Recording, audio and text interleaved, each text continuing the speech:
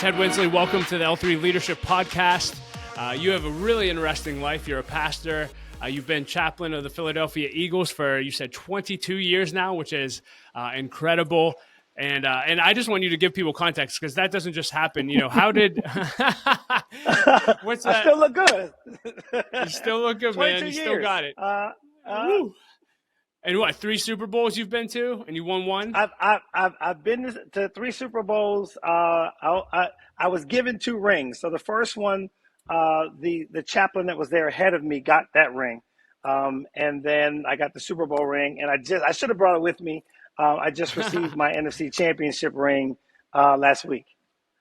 Wow, man. Yeah, well, it's an exciting time to be an Eagles fan. Talk to us a little bit about your story. You know, you're a pastor and chaplain. How did you get there? Yeah.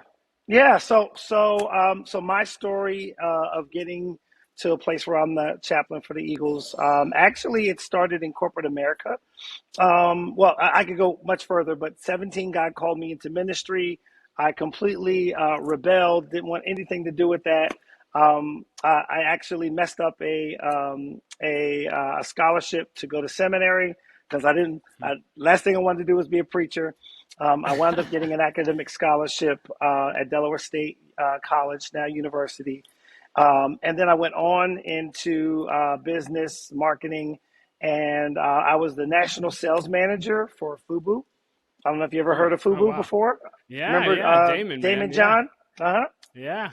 So I worked for Damon. I was his national sales manager. Oddly enough, I really believe my last position really kind of prepared me for this because I was national sales manager. I did a little bit of designing, mostly sales, but also did a lot of marketing and worked with a lot of professional athletes to have them wear the product to market the brand. So that was kind of my first opportunity, you know, in the world of dealing with professional athletes in my secular job.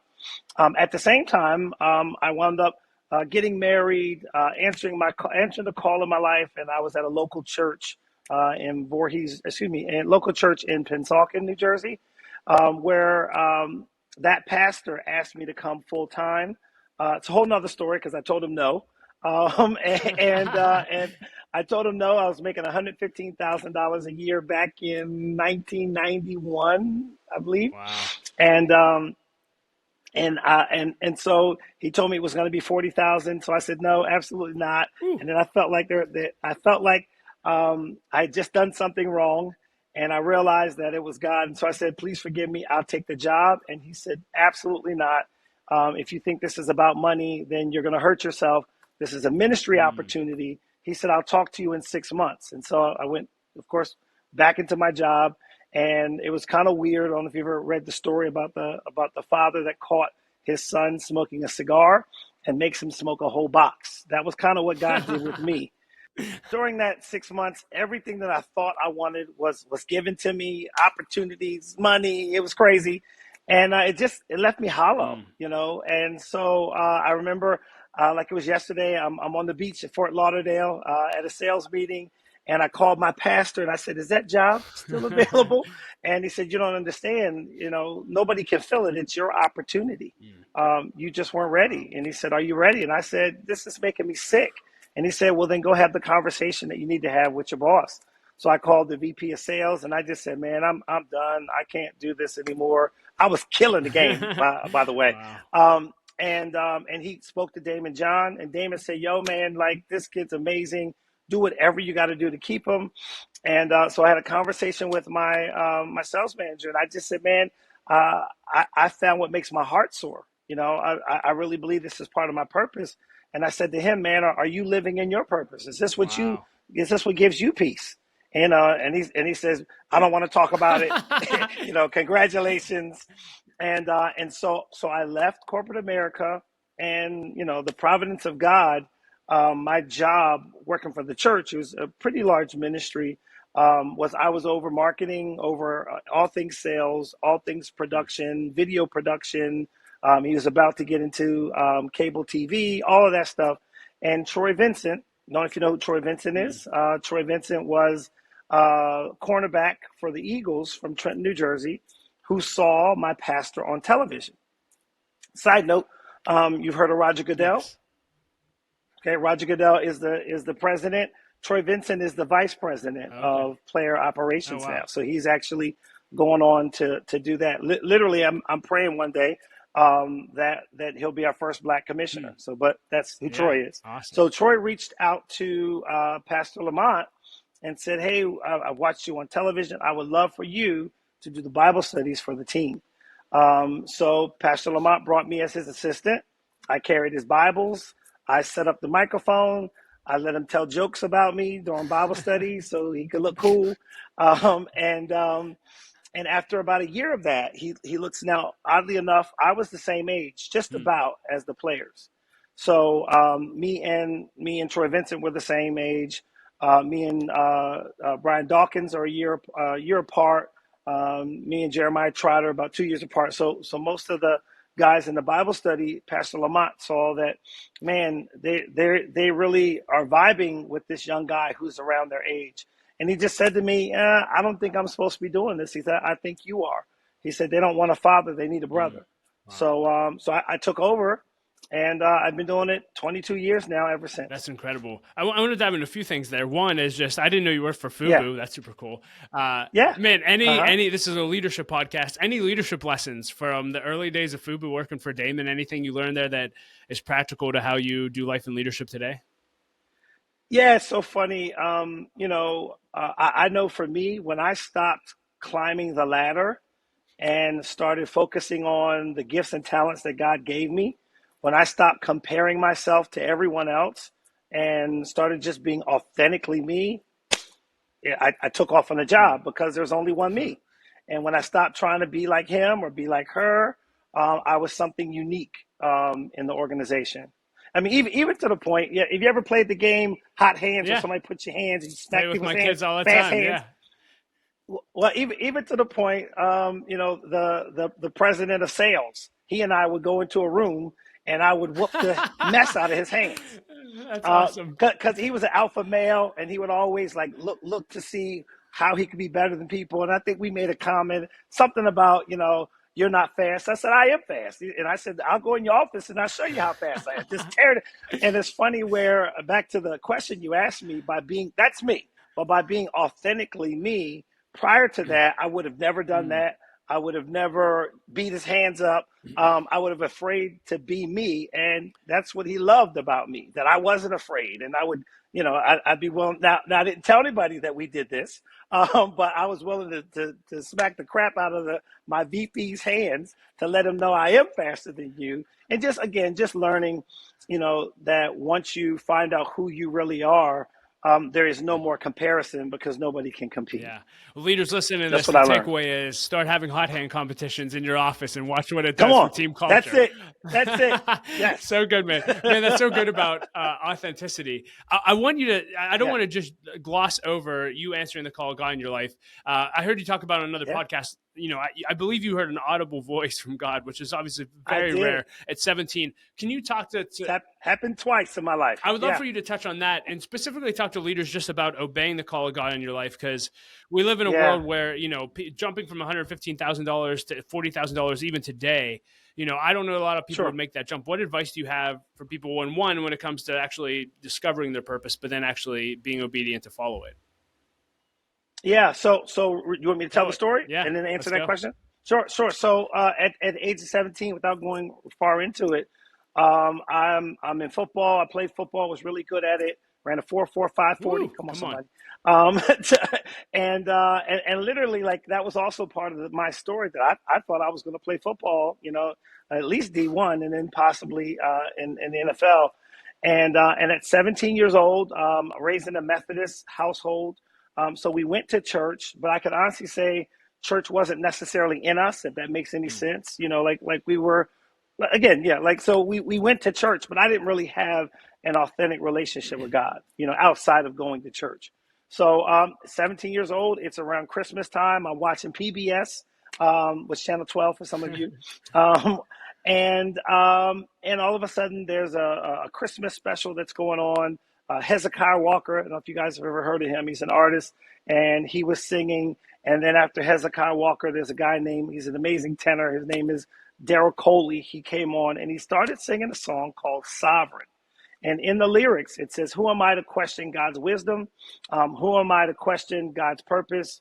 And then it went on to say, I found out that my God is sovereign, and when it says sovereign, and so right when he hit the crescendo, something that's only happened twice in my life happened. I heard God's voice, literally, and as I said, it wasn't going into my ears. It was as if it was coming out of my ears, and it was very simple. He said it 3 times. He just said, "I've called you to pastor. I've called you to pastor. I've called you to pastor."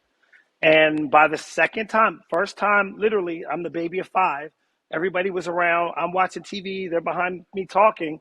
I said, I just start bawling because I thought I was losing my mind, because I knew that wasn't anybody else's voice. And it literally was coming out of my ears, as it seemed. And I started crying, and I just said, can you hear this? Does anybody hear this? And after I got myself together, and mind you, I was not a crier, still not, although I do cry. Everybody kind of slowed everything down, and I just started telling my parents, like, hey, God, I think I heard God's voice, and he said he's called me to pastor. Now, mind you, side note, you probably can't tell, got a little ADHD. I'm with you, brother. Never disrespectful, but I was a problem in school because I sharpened down my pencils down to a nub. You couldn't keep me engaged, and so even hearing that, everybody's like, Teddy, a pastor, like what? And then that's when my mother said, well, on at least 2 occasions when you were young, there were people that prophesied to me that your son was going to preach, that he was going to be a pastor. And she said, and I would always say, who? Frankie, Guy, not Teddy. Wow. And so kind of like how Mary, how she kept it in her heart. My mother never mentioned that to me. And then from there, she said, hey, let's go interview some pastors. And we did that. And after that, that's when I really got mad, because we interviewed 3 pastors, and I found out, like, wait a second, I want to be sexy. You know what I mean? I want to be sexy. I want to have money. I want to be famous. And these guys are not sexy. They don't have any money. They're not famous. They had to go through tons of school, went to seminary. You're in a parsonage, and there's rats in your parsonage. Because I started asking deep level questions, like, tell me about your house. Tell me about your crib. And he was honest, brutally honest. And I really felt like it was a practical joke from God. Like, at 17 years old, that's what you call me to do? That's what you call me to be? And then this is when it turned. And then I defiantly said to God, like, you didn't call me to do that. I'm going to prove to you. You watch and see what I do with my life. The last thing I'm going to be is a preacher. And so from 17 to 21, I ran and I did everything in my power to prove to God that I was not called to be a pastor. Wow. So I guess what advice do you have that maybe people have that call in their heart? I love the question you asked the guy at FUBU, like, are you living out your purpose? And he didn't want to go there. Yeah. I think there's so many Sure. people are in that position. What advice do you have for them if they feel like they're supposed to be doing X, but they don't want to give up the security they have in a job or anything else? Yeah. Well. First of all, I'll say this: that there are 3 cues to purpose, or clues to purpose. Number 1, real simple. Number 1, what you love, like what are you passionate about? Number 2 is interesting. What are you good at? Because sometimes what you love, you ain't good at it. That's not purpose. That's called a hobby. So number 1, like, man, what am I so passionate about? Well, what do I love to do, even if I didn't get paid? Number 2, like, what abilities do I have that are actually coincide with what I love? And then number 3 is very important, and I'm still answering your question, and that is, what do I hate? Wow. Because most of the time, the thing that bothers you the most is what you've been assigned to solve. And so I answered that question, or I gave you those 3 clues in relation to, finding purpose and then pursuing it, because when you begin to discover purpose and when you begin to find those 3 things and they mesh up, you'll actually begin to realize you're never going to be satisfied doing anything else. And that's kind of what started happening to me. Like I said, where I got to the point where I achieved everything that I thought was important, only it didn't give me peace. It didn't satisfy me because it wasn't connected to my purpose. Yeah, so good. Well, I want to... It's interestingly enough, I'll say this, I'll never forget, I think that was the most interesting Bible study I've ever had in my 22 years, where I'm in a Bible study. I was getting a name drop, but I'm not. I was in a not for this one, but I'm in a Bible study with 20 players. Just about, of course, all of them were millionaires, multi-million. Well, one of them had a contract for over 120 Wow. million. And I asked a question in the Bible study, very simply: raise your hand if you know what your purpose is. Mm. That was the most profound time I can honestly say in a Bible study with players, because it was quiet. No one raised their hand, and two of them started. I saw tears come down the face of two of them. Well, why would there be tears? Because you got millions of dollars, you got fame and fortune, and you know in your heart, this might not be my purpose, or I still don't know what my purpose is. Yeah, I wanted to talk to you just about your work with players. So you already mentioned make millions of dollars, have all the fame, all the attention. Yeah. What do you wish people knew about these athletes that they may not know after 22 years of working with them? Yeah, well, that they are absolutely regular people who have been put in extraordinary positions, and most of them have not been prepared for them. So this is why, the statistic 22 years ago, it used to be, was it 60% of all NFL players after 7 years are broke and divorced after they retire. Now, it was 40%.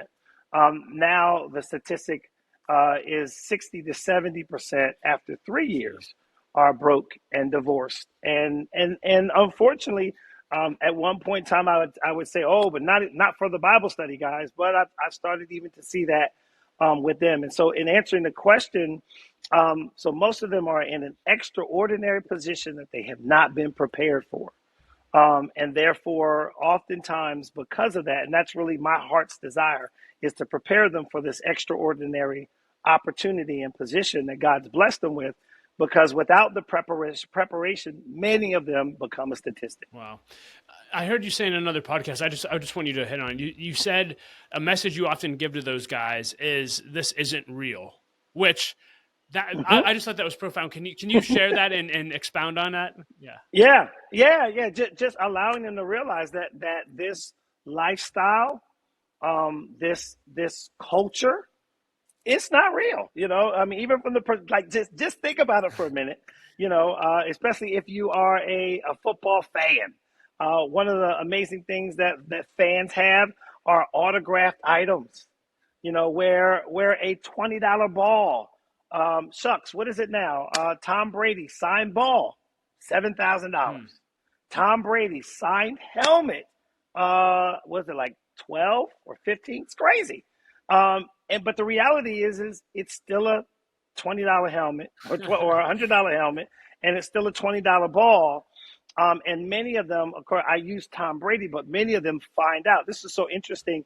I remember Nick Foles is one of my great friends. I've had an amazing opportunity to mentor him, through that whole Super Bowl experience. But I'll never forget when Nick Foles was the Eagles quarterback, and then of course, he left. I actually looked online, and when he left, and I forget, he's been on so many teams, but I forget which team he was the quarterback at. Was it Rams? I think he went to. Did he go to Rams? I feel like he went to the Rams. Yeah. I feel like Rams was the first team he went to. I'm not sure. But anyway, the first team after he left the Eagles, and then he didn't do well. And then he was at a backup position on another team. I went back and I saw one of his helmets, that the helmet cost $300. Watch this. Now they were selling it for $100 because he signed it. In other words, now because he signed it and the opinion that people had of him, the helmet was actually worth less than it is if you were just to buy it off the rack, because of the poor opinion that they had. And of course, I bought two of them because I believed in them. And then of course, I saw that same helmet after he came back and won the Super Bowl, was worth over, I think it was $1,200. And my whole point, it's not real. It's not real. One time, I was traveling, and I heard a deep, silly voice. I'm not going to go any further with that. And I turned around, and it was Donovan McNabb. And this is years, after Donovan had played. And this is, again, back to the thing. He's one of the guys I've taught this to. And we're on the plane together. Of course, Donovan is in coach sitting behind me. and then we get off the plane and we walk through the Philadelphia airport. Y'all hear this, guys? We walk through the Philadelphia airport from our gate all the way to the street. And guess how many people recognized him or said anything to him? Wow. 0. Why? Because he's no longer playing.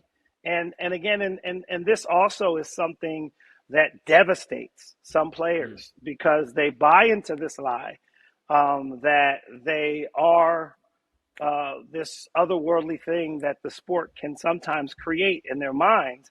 And then when they flip on you and they change, this is why you see, players commit suicide and many other tragic things happen because they buy into the lie. And then when this thing flips, because it's only a season, which is also, if you ever heard Tim Tebow say that football is not a purpose, it's a platform. He got that from me when he came to the Eagles. Anyway, side note. But that's the other thing, that if they believe that football is a purpose and not realizing it's a platform, when the season ends, because that's why football is not a purpose, because it's only a season. So purpose is not seasonal. Purpose is every day. So, but that's often what happens is they're crushed when what they thought was their purpose ends. Yeah, it's so challenging. You wrote a book called The View from the End Zone, the 4 tests that you must pass to win life. And I would love for you to share, why you wrote the book, but I know one of the tests was the identity test. How can we prepare our identities to not be crushed either on the front end or back end of journeys like that? Because even in leadership, if we're entrusted with too much too fast, it can overwhelm us and we not make it to our finish line. What advice do you have for leaders on that note? Yeah. So again, I think it goes back to, I don't know if I used the word already, but authenticity. And again, you're talking to a pastor. So the reality is you can only, I'll even say it secularly, you can only find your true identity from the place that you came from. And all of us, we came from God. We were all created.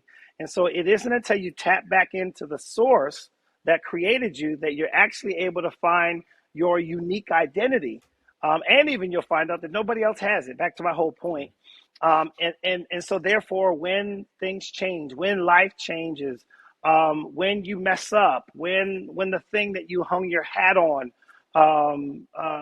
changes or turns its back on you, you understand that it doesn't define you, it doesn't make you, and just like it was an opportunity, there'll be others. Yeah, I'm curious, in your 22 years, you've gotten to observe some phenomenal athletes. I mean, pretty much anyone that makes it to the NFL is already a phenomenal athlete, but you have athletes, but you talked about the NFL, often people say it stands for not for long. The average NFL career is 3 years. Have you noticed anything just from observation of what separates great athletes who make it the distance and they're just great and always right high versus those who fizzle out after 3 years? I would say one word: focus. Definitely.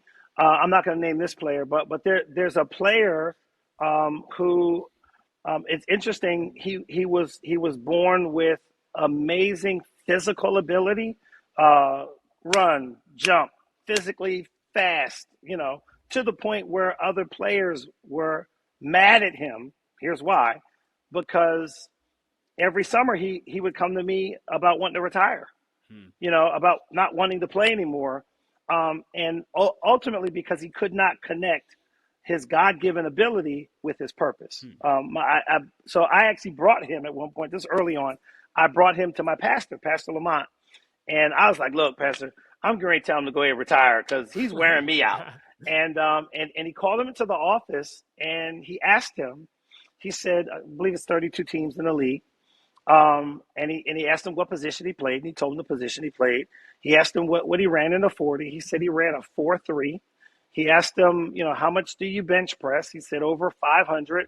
How much can you squat? Over 1,000. And he asked him all of his measurables. Okay. And then he asked him, now I was Minister Theodore at the time. That's what they called me. I'm Pastor Ted now. But he said, what would Minister Theodore do if he could run as fast as you, if he could jump as high as you could, if he could lift as much as you could, what would he do? And he just looked at my pastor and was like, I don't know. He said he would play football. And he explained to him that God has actually blessed you with these physical abilities to connect to your purpose. And he was saying, and he went on to play for 5 years, and he broke that statistic. But he was so distracted by everything that was going on with his life, to the point, this isn't fair, this isn't right, I don't understand why they're doing that he lost sight of why he was there and why God had actually given him the opportunity and gifted him with the ability that he did. And so I really think that that's one of the things that makes the difference, because, to your point, at that level, they're all great. They're all county, all world, all state. They were the best of the best. And now what makes the difference is what's between your ears and what's in your heart. I want to talk to you a little bit about making a difference, just to give you context for why I asked this. I was meeting with John Maxwell. That was a good segue. Thank you. I was asking John Maxwell how to make a difference, and he just started talking about, he said, most people don't know how to make a difference. And I thought that was so interesting. Yeah. I'm just curious, in your 22 years of working hands-on with these players, how do you feel like, what do you think is the greatest way that we can make an impact with our lives in relationship? I'm just curious. Yeah, it's going to sound crazy because it's counterintuitive, self-sacrifice. And I say it's counterintuitive because most people spend their lives protecting themselves, versus realizing that actually the people that make the greatest difference give of themselves. Even in the position that I serve in, and it hasn't been until the last couple of years, most people don't know who the heck I am. And the reason for that is because I understand that's not my job. That's not my purpose. I'm best served by it not being about me. I'm able to do my greatest work by you not even knowing I'm doing it. Because I found out that really that's what Christ did. I mean, if you even think about it, let's think about on the day that Christ was betrayed. What happened? The Bible says that Judas told the Roman soldiers, he's the one that I'm going to kiss. Why? Because he looked like everybody else. And number one, that's why he had to differentiate him from the pile. Because one, he looked like everyone else. And number two, even in all of his ministry, he didn't make it about him. He made it about the people, so much so that people on the outskirts didn't even know what he looked like. And so I've actually learned that the way that you make a difference is you care more about what you give than what you get. So good. You've been a player, chaplain for 22 years. Do you have a favorite or a funny story or your favorite experience that you've had? Yeah. Yeah. So it actually happened during the Super Bowl. During the Super Bowl, the year before the Super Bowl. Not the one that we just had, because we did go, but the one that we won. And you probably read, or another podcast I shared, that of course we won the Super Bowl in 2017, but 2016 was when we won the war. In other words, that was the year that, for the first time in my tenure, that I've ever seen a collective group of believers. Now, even in the past, with the Brian Dawkins, Brian Westbrook, Ike Reese, I could go on. The year that they went to the Super Bowl in 2005, they sent 10 Pro Bowlers. 9 of them sat in Bible study. Wow. So that was an amazing year, and that was an amazing group. But the 2016, 2017 group, I would say were more mature believers. In other words, they had a relationship with Christ. Many of those guys got saved, and the other team I shared, they got saved at the facility.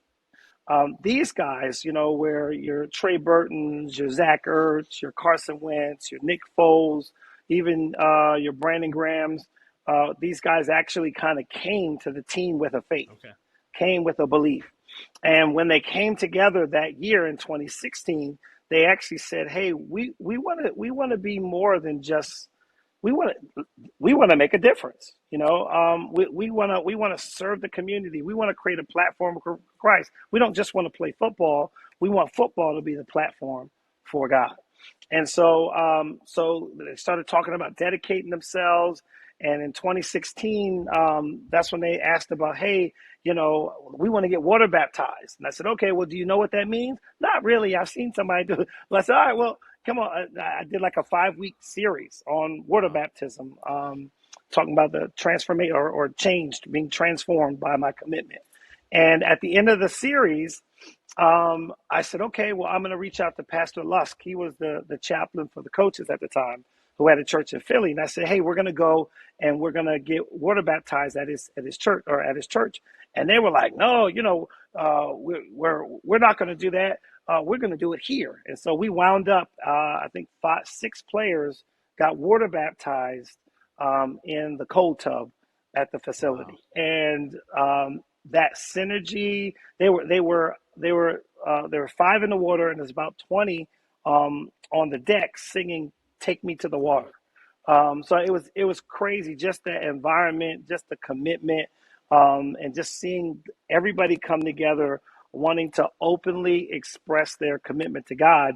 And then, of course, as you know, history after that happened, 9 of our starters got freakishly injured. 8 of them were in that Bible study. Wow. Thanks for sharing that story. With the time we have left, I want to dive into the lightning round. Just a bunch of fun questions I ask at the end of every interview. Okay. Awesome. I don't know if I should ask this one or not. If you couldn't cheer for the Eagles, who would you cheer for? Woo! If I couldn't cheer right now? yeah. Let's go now. Okay. If I couldn't cheer for that's a tough one. Now, prior to whatever team Nick was on. Okay. All right. So whatever team Nick was on, that's who I did cheer for. Right now, I don't have any Zach Ertz. Well, I don't know where Zach is now. But Zach was with the Cardinals. So normally that's what happens. You cheer for players. Yeah. When my guys leave, I cheer for. Best advice you've ever received, and who gave it to you? The best advice I ever received is my pastor, Pastor Lamont, and it kind of worked more to in parenting, and it was how he kind of raised me as a spiritual son. And he said, God's not fair, he's just. And because God is not fair, he's just, he said, don't expect me to treat you like I treat everybody else. I'm not going to do it because you're different. And so therefore, don't get caught up in expecting things to be fair around you, because they're not supposed to be. They're supposed to be the way they're supposed to be. And again, that's a big thing for me. When I stopped comparing myself to what other people were having and what other people were doing, I actually discovered myself, and I discovered what belonged to me. If you could put a quote on a billboard for everyone to read, what would it say? All right, this one's mine. You ready? All right. The test you fail is the one that you will see again. Come on. That's a fact. Boom. Come on. Amen. Best book. Quote me if you say it again. I will. Best book you've read that's made the biggest impact on you, either in the last year or all time. Yeah, this was also another mentor of mine, Dr. Miles Monroe. It's called The Spirit of Leadership. Amazing book. I know you get to spend time with a lot of high-quality leaders. I'm curious, do you have a go-to question that you always ask when you get a one-on-one or a lunch or a meal with them? Yeah, I ask them most of the time, what's the most difficult thing or what's the most difficult part of what they do and why, and how do they overcome it? How would you answer that for you? I'd say the most difficult thing that I do with people or trying not to is to take things personal.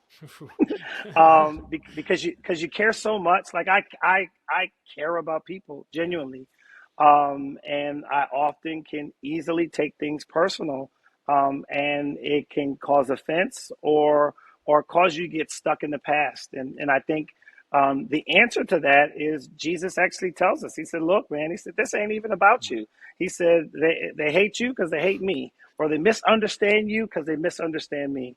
And so, once back to the whole point of being selfless, once you realize that, man, this really isn't about me, and and kind of gives you an empathy for people, to realize that because it's not personal, I don't have to take offense, and I can continue to love them, even though, they may change or act differently towards me. Biggest leadership pet peeve?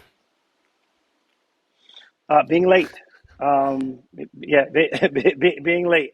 My pastor taught me, you've probably heard this before, but that early is on time is late, and late is a sin. Yeah, our mutual friend Larry Betancourt taught me the same thing. There was there was another intern at the time, and we were going to a youth camp and taking off in the bus, and the intern was late, and literally he waved to him on the bus as we were leaving, and he made him drive the whole way up. It was beautiful. Yeah, he never forgot that lesson. That's good. Lastly, I don't know if you have a bucket list or not, but what's something you've done you think everyone should do before they die? Honestly, I went to Haiti. I've gone on a missions trip to Haiti with Carson Wentz, and with Quentin Demps, and Justice was his last name. I forget his first name. It's terrible. But I went to Haiti, and it was a life-changing experience, to go to a third world country, and find out that all of the things that you take for granted for, people live and die for, and to realize that the things that you think are essential, they don't even need nor miss, and to see people who can love God with less than what you have, when you complain with all that you have, having the same God. So good. I'll just leave this open-ended as we close. Anything else you want to leave leaders with today?